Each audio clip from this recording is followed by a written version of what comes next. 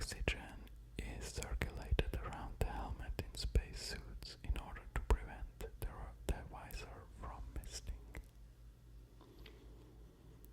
I can imagine it would be quite unfortunate if you can't see anything in a spacesuit.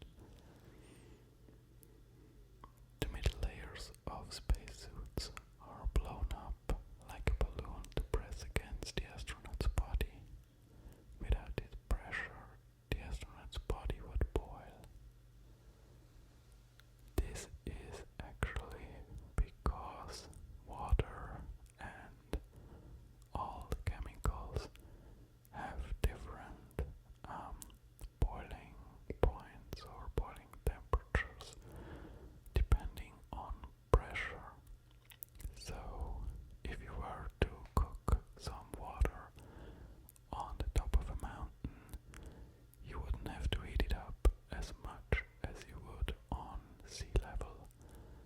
And this is because of the difference in the air pressure.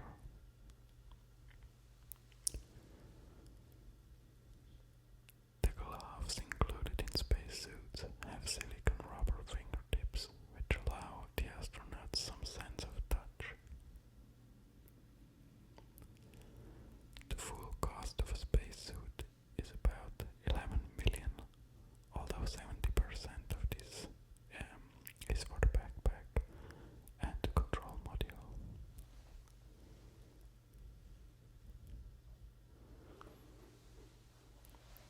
The Drake equation was proposed by astronomer Frank Drake to work out how many civilizations there could be in our galaxy, and the figure is in millions. Well, as far as I know, it is somewhat unclear what figures to insert into the Drake equation, so the equation might be quite accurate if you use the right numbers, but scientists aren't really sure what those numbers are.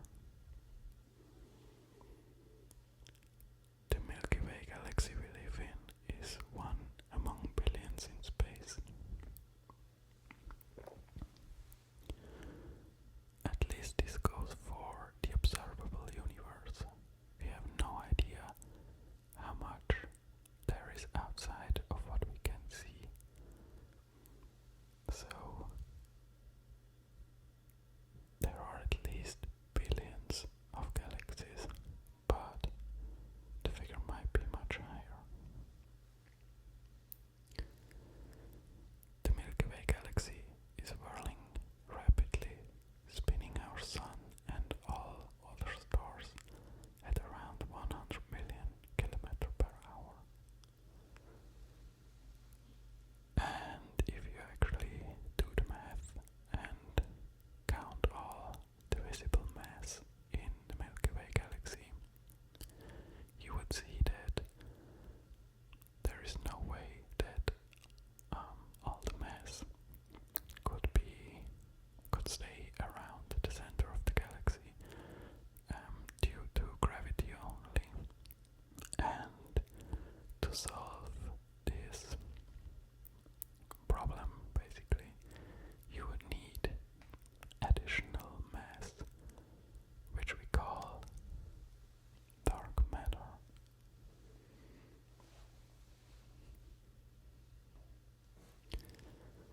There may be a huge black hole in the very middle of most of the galaxies. As far as I know, it is very unlikely that there isn't a black hole in the middle of all the galaxies. At least all the spiral galaxies.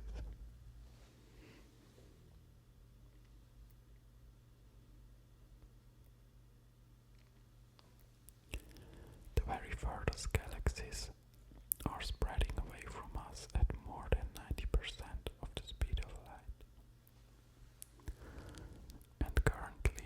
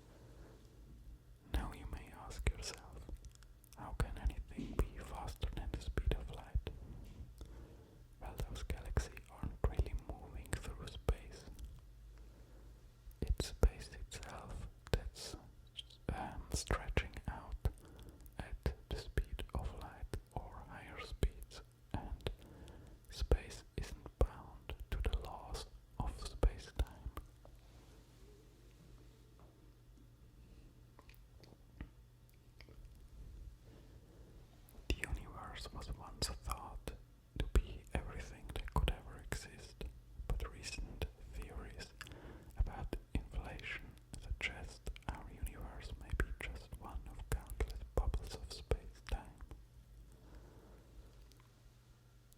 Some even think our universe exists inside of a black hole, and inside of every black hole there's another universe.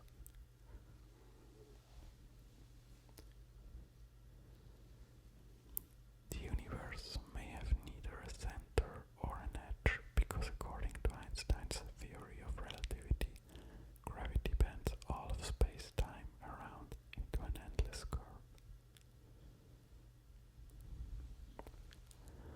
If you fell into a black hole, you would stretch like spaghetti. And if you were to survive that stretching like spaghetti, you could see the entire future of the universe before your eyes, because time basically stands still for you while time goes on for the universe outside the black hole. This is due to Einstein's general relativity. You can see similar effects in the movie Interstellar, where time near black holes is stretching.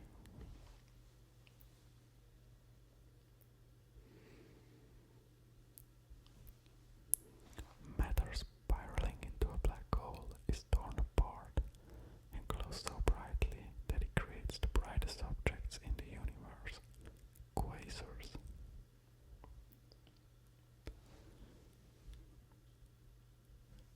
The swirling gases around the black hole turn it into an electrical generator, making it spout jets of electricity billions of kilometers into space.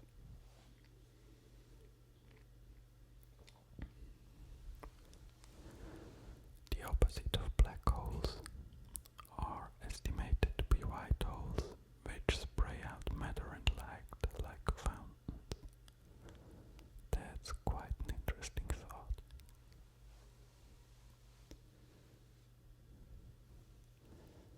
A day on Mercury lasts approximately as long as 59 days on Earth.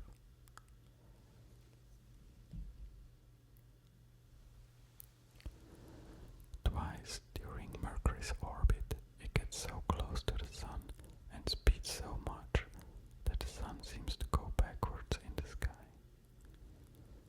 I think this would be a pretty nice view to see the Sun go backwards in the sky.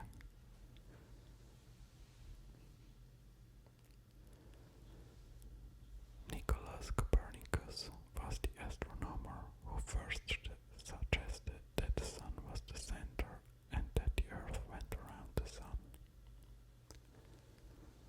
And it was Galileo who, with his telescope, first saw that there were other planets just like our own in our solar system, so that Copernicus' ideas made sense.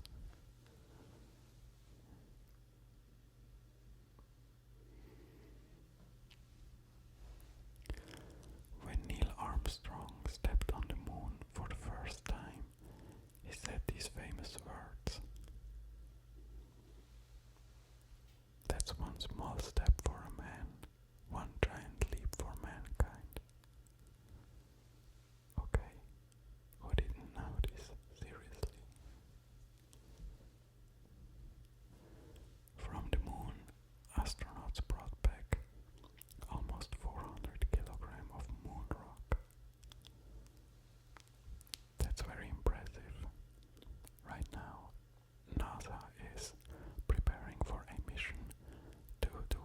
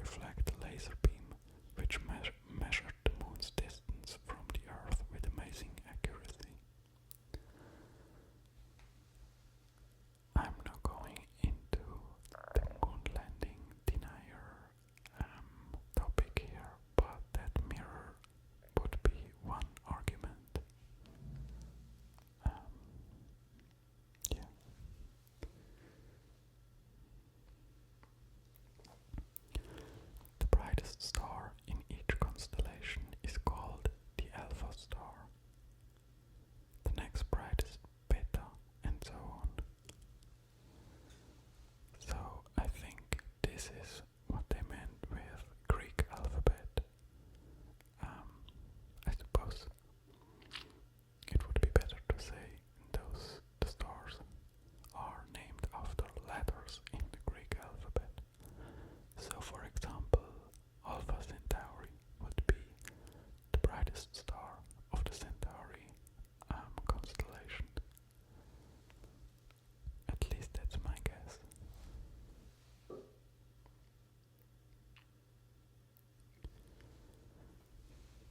The distance to the planets is measured by bouncing radar signals of them and timing how long the signals take to get there and back. Well, actually, distances on Earth are measured like that too. For example, you could measure the depth of the sea with radar.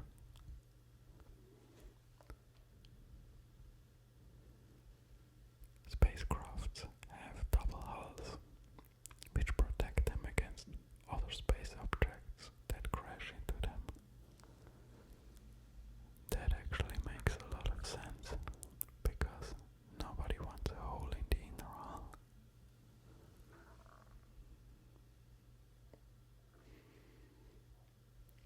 Manned spacecrafts have life support systems that provide oxygen to breathe, usually mixed with nitrogen. Well, that makes sense. That's just like ordinary air.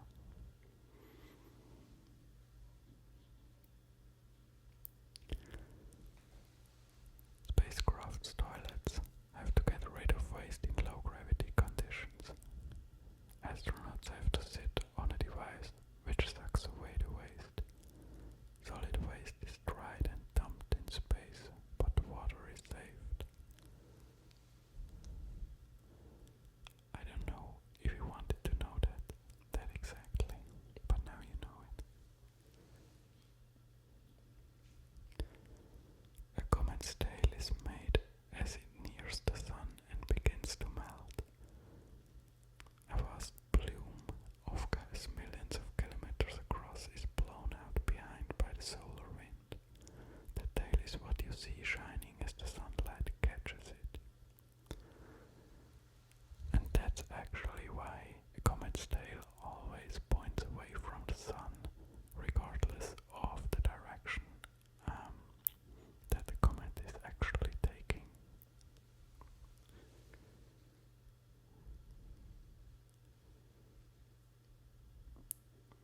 Giant stars have burned all their hydrogen and so burn helium, fusing helium atoms to make carbon. And that's how in the end all the elements are created, by fusion within stars. Our own star, the Sun, is fusing hydrogen into helium. It isn't big enough to create heavier elements.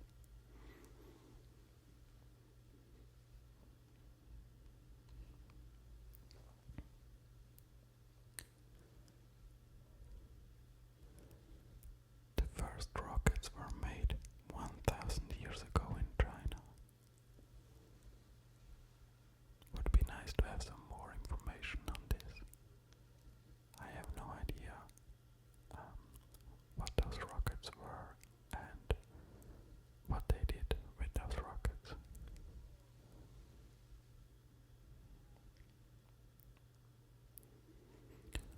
Over 100 artificial satellites are now launched into space every year, a few of which are space telescopes. And there's actually opening a private market for small satellites.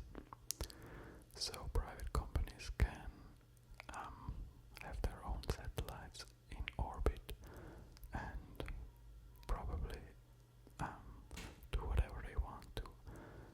So for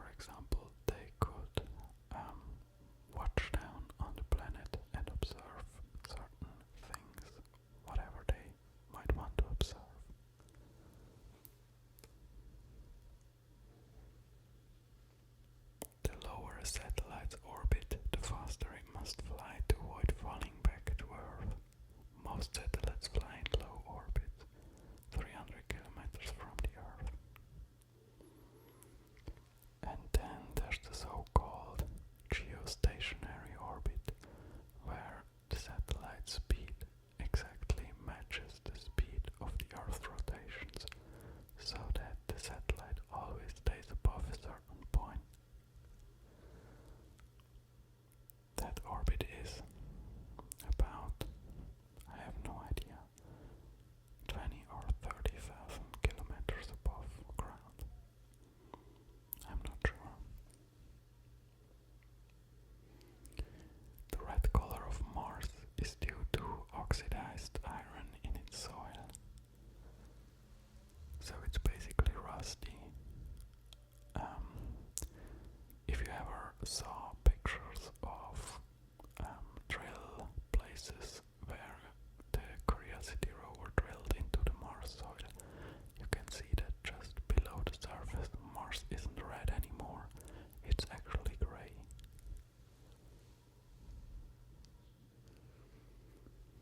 Mars volcano Olympus Mons is the biggest in the solar system. It covers the same area as Ireland and is 3 times higher than the Mount Everest. This is pretty high, considering that the planet itself is considerably smaller than Earth.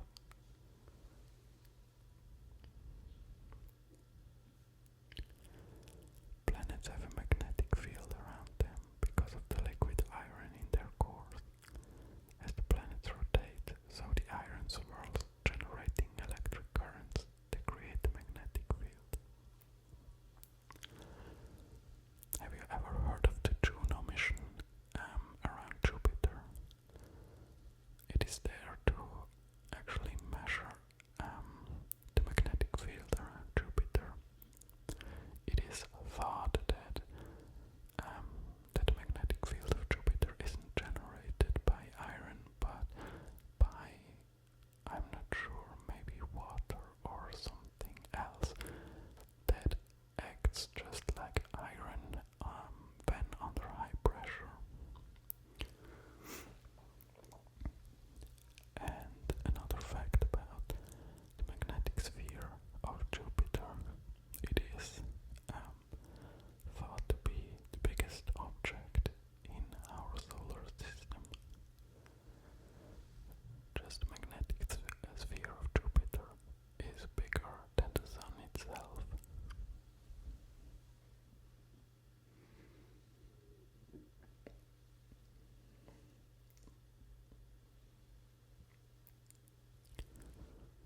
Earth's atmosphere is the only atmosphere discovered till date that human can breathe in.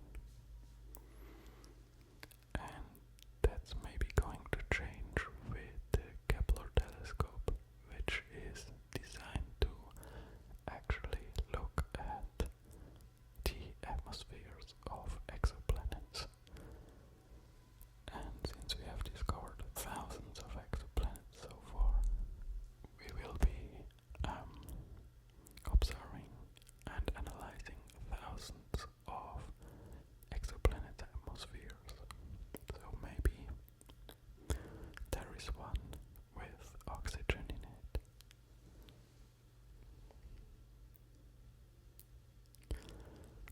Earth's atmosphere was formed from gases pouring out from volcanoes. But to be precise, the oxygen didn't come from volcanoes. It was generated by bacteria and algae in the oceans.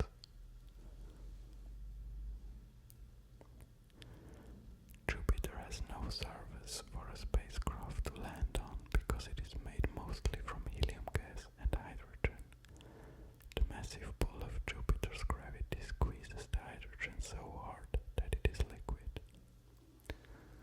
So it was the hydrogen that acts as a metal and generates the magnetic field around Jupiter.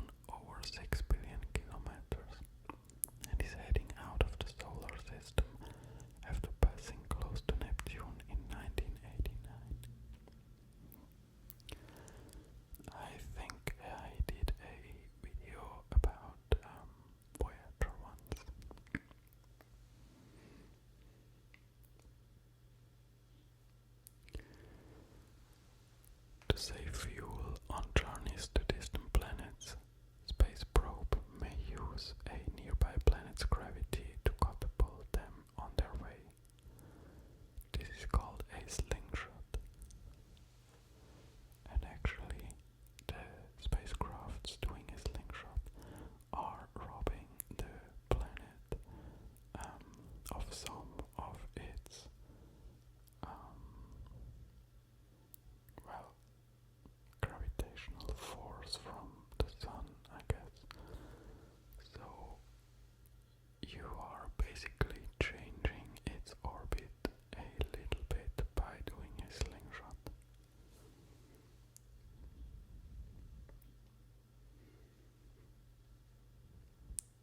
Hubble's law showed that the universe is getting bigger and so must have started very small. This led to the idea of Big Bang. And as we know now, the universe is accelerating, so it's getting bigger even faster than it was before.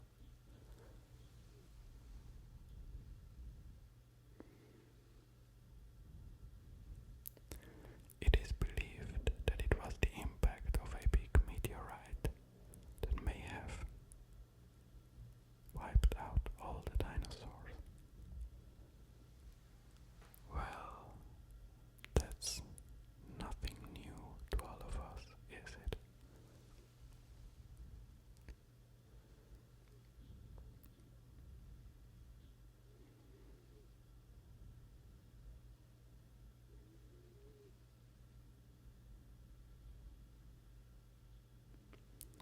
Saturn is not solid, but is made almost entirely of gas, mostly liquid hydrogen and helium. Only in the planet's very small core is there any rock. So, unlike Jupiter, Saturn, although a gas giant, too has a rocky core. I didn't know that.